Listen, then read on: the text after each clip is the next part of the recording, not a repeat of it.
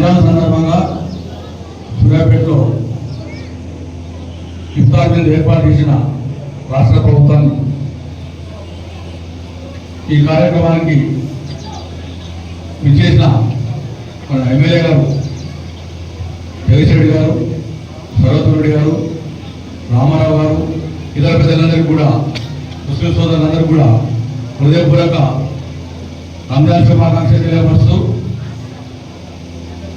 ఈ పవిత్ర మాసంలో ఈ 30 రోజులు అందరూ ముస్లిం సోదరులు ఎంతో భక్తి శ్రద్ధలతోటి ఈ ఉపవాస దీక్ష చేసి దీని ద్వారా మీ అందరూ కూడా అల్లా ఈ ప్రాంతాలతో పాటు ఈ సమాజానికి ముస్లిం సోదరులందరూ కూడా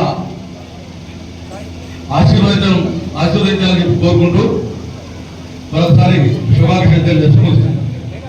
ఈ దీక్ష చేపడుతున్న నా ముస్లిం సోదరులందరికీ కూడా రంజాన్ పండుగ సందర్భంగా వారికి అందరి శుభాకాంక్షలు తెలియజేసుకుంటున్నాను.